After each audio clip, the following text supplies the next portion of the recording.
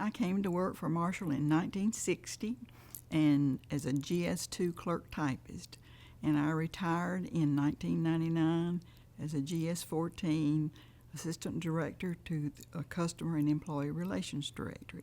My story with Marshall is pretty much a fairy tale. In 1960, I graduated from high school in May at 17 years old. September the 2nd, I married the love of my life. September 23rd, I was 18. In early October, I got a job at the Decatur Foundry Machine Company. The one girl, everybody else man, so I was treated like a queen, learned a lot there, but they were one of the few companies that would hire before you were 18. So at work one day, I got a call from NASA Marshall Personnel Office wanting to know if I'd like to have a job at Marshall. And I said, well, I already have a job, thank you. So a couple of weeks later, I get another call, NASA Marshall, would you like to have a job at Marshall? And I said, well, I have a job. Well, I got really curious, talked to my husband, and I said, well, I probably would have to buy better clothes, we'd have to have another car, so it's probably not worthwhile. Well, fortunately, my fairy godmother must have really been looking out for me. So a few days later, I got an offer in the mail offering me GS2 clerk typist, making $67 a week. I don't remember the hourly rate, but 40 hours. I was working for $42.50 a week at the Decatur Foundry. So I told my husband, I said, for that much increase, I could probably buy another dress or two. I wondered how they got my name, and then I recalled, as part of our business class in high school, the Civil Service Board sent a representative to the high school and gave the typing test, the steno test, and asked us to fill out a form, I think it was called a 57 in those years, as a class assignment.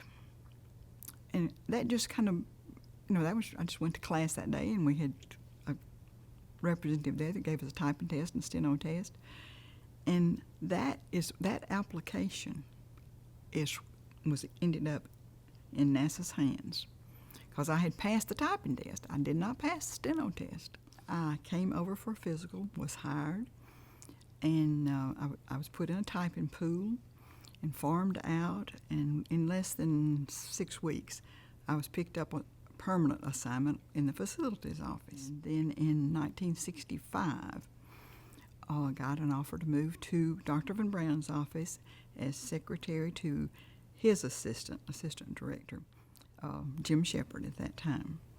And the rest is just still more and more, it's fairy tale all the way through. It was such a rewarding experience. In high school, we did not have career counselors, and my mother and dad were not high school graduates, and there was really no career counseling. But my dad had asked me one day in the cotton patch, he says, well, what do you want to be when you grow up? And I thought, you just get a job and go to work. And I really didn't have a goal. But I said, well, Daddy, I really would just like to work in an air-conditioned building. So that fulfilled my lofty goal to get to work at Marshall in an air-conditioned building. But it was just fabulous. And working in Dr. Van Braun's office,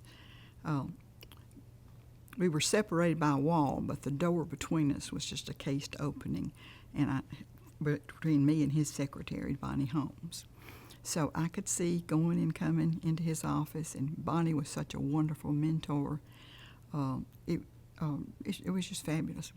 A lot of people say, well, I was just a secretary, but to be a secretary, I was a secretary from 1960 to about 1970, right after Dr. Van Braun left. I went into the administrative field. But it was just fabulous. We were busy all the time. I mean, you never went home with your desk cleaned off. It was just so much to do. And I think our biggest challenge in those days was communication, because all of our bosses were at a level where they were in meetings 8 to 9 hours a day. And most of our days were 9 to 10. It was very easy to work a 10-hour day. But what they depended on us to do was more than just, we had to have the basic clerical skills, of course, but what they depended on us so much would be facilitating. You know, get this done, this has got to be done, and you learn right away what your boss is delegating to you to do on your own. And I mean, I would say sometimes my job is whatever needs to be done is my job to do it, because they were that trusting. They were busy, you know, trying to get to the moon, and so we had to do what we could to help them. So free up their time any way we could, and they trusted us so much. I mean, you might get a telephone call from, say, pass this on to Jim Shepard so he can tell Dr. Von Braun. Well, you know, what I would do, I'd go ahead and we used little, what we call the red routing slips, and that was our inter-office memo. So I would just go ahead and type it up, you know, Dr. Von Braun, Joe Blow called today to give us the report on the test firing at Mississippi Test Facility, and then I'd put J.T. Shepard. And so it was ready to go in when he got there. You know, he didn't have to, it was ready to go.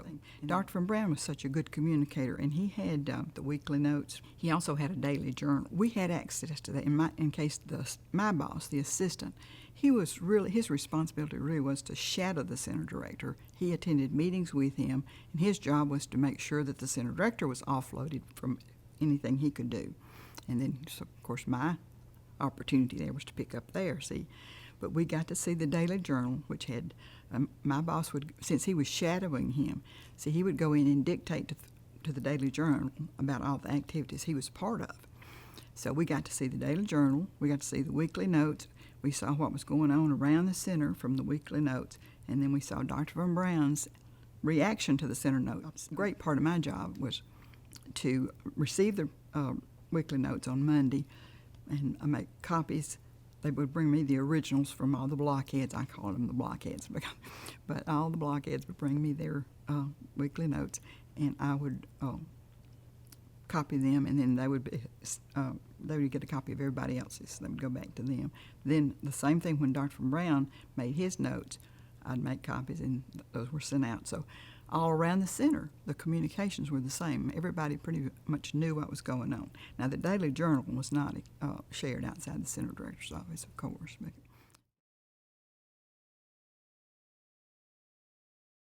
her parents and my parents were friends, and they used to play rook together. So Bonnie just took me right under her wing when I came up, and she was the same, though, with all of the secretaries. She came to work in the 50s and with ABMA, and when the Von Braun team came, she was already on board working there. And when they advertised for Dr. Von Braun's secretary, asked her to apply, and she did. Of course, she was selected, and she was the perfect person. She had been to business school. She was trusted by him so much. She was pretty much, as I was saying, how I did for Jim Shepard. She could, you know, anticipate what he needed and make sure that he had it. And since she and I worked so closely together, she taught me how to put together the briefcase packages. Every night, our bosses would go home with a briefcase with anything they needed to know, anything they needed to approve or concur in. And, of course, most everything was then going to Von Braun's desk, see, from there. So, and if they were traveling, there would be a folder with an agenda on top and a tab for almost every agenda item. And that part of our job, and this is how Bonnie trained us to do, we would take each agenda item, we'd call the manager that had the information on that particular subject, and ask for whatever we thought would be appropriate, you know, white paper, you got any issues you want to bring up, anything you want him to request or whatever.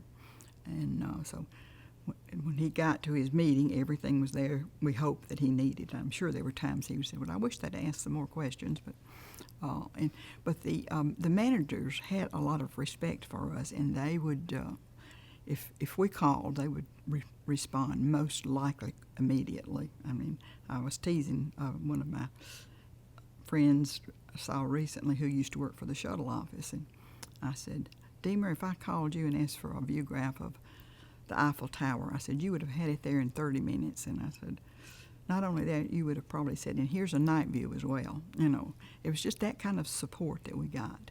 And it was just, that made our jobs easier, but that's part of the facilitation that we did. And in the book, Ed Buck's late book, that I wrote this about Bonnie. Like on a they wanted to know what was a typical day. Well, was not a typical day, but just say, for instance, I said she would get a telephone call from maybe the administrator's office and said, we need Dr. Braun here tomorrow for a meeting on the budget. Well, Bonnie would have to call home, have the wife pack a bag, send the courier for the bag, and she'd have a note passed to Dr. Braun wherever he was and say, you got to be in Washington tomorrow at 8 o'clock. She'd call the pilot, get the plane set up. Then she would call transportation and say, we got a plane going up tomorrow. We got 5 empty seats. If you have someone you can take off of an airplane fee, you can put them on the Gulfstream. And then we'd put the package together, you know, whatever the agenda was about, and so that everything was ready. And so that would be the way we would work. Nothing was the same as yesterday. And that's what made it so much fun. And you loved coming to work. She was just Bonnie was she was a well-rounded person too. She would come in, talk about family and sports over the weekend, but she was very dedicated. Dr. Braun came into work about 9 o'clock, which gave us about an hour to get our coffee and get settled, and then he would leave between 5:30 and 6, and that was pretty much.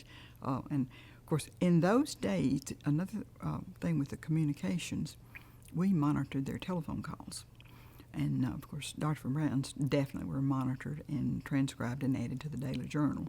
And of course, I would monitor Mr. Shepard's, and of course, that was just so that I could pick up on any actions or anything that needed to be done. Jack Balch was the director at the Mississippi Test Facility, and I believe it was Hurricane Camille, but he was calling Dr. Braun and telling how bad it was, and his voice, you could just tell, I mean, he was almost in tears for his employees and the impact on his employees, and what could we do? You know, it was that one I remember very well. And Jack Balch, he spoke very loudly. I mean, but it wasn't so much. I mean, he wasn't mad. It was just that he was so sympathetic and heartbroken of the damage that Camille had done to the residents around there. You know, I did not know him when I came up to the office. I mean, of course, I knew he was center director, but I did not. He was a gentleman all the way through. I never heard any kind of slang words. I mean, no level of slang. There was, we were treated very respectfully by him. He was very curious. I remember one day we used our ribbons on the typewriters were those carbon ribbons that you only used one time. And so when you took them off, you could see the imprint of the letters on the ribbon. And Bonnie had an assistant secretary. She had laid her discarded ribbon on her desk, and Dr. Braun came in and picked it up, you know, forever and ever, and he said, "Did somebody leave me a message?" I mean, but he wanted to hear. If it's here for me, I want it. You know, I want to know. And that was it. He wanted to know all sides of everything. Well, he was just so busy. He did not change too much that I recall. Now, I don't know if he wanted to go to Washington, you know, at the end.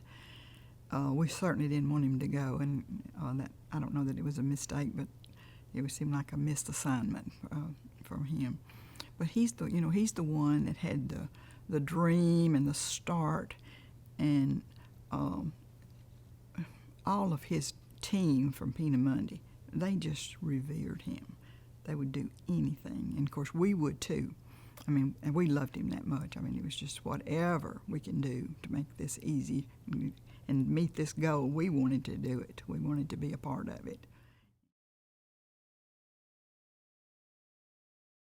It was exploding, really. It was exploding, and housing was an issue, and Dr. Von Braun's probably responsible for a lot of the. I worked in facilities office before '65. I stayed in the facilities office, and of course, we had Hans. I know it was Hans Hilton, and a Mr. Lurson, and a Heinrich Schulze from that team in there. And I remember it was Lurson and Hilton, I believe, who even worked with the city as they were expanding with the roadways and the parkway, and said, "Build them wider, build them wider."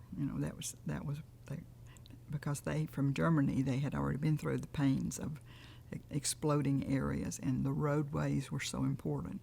And so we can be thankful to them for more than just getting to the moon.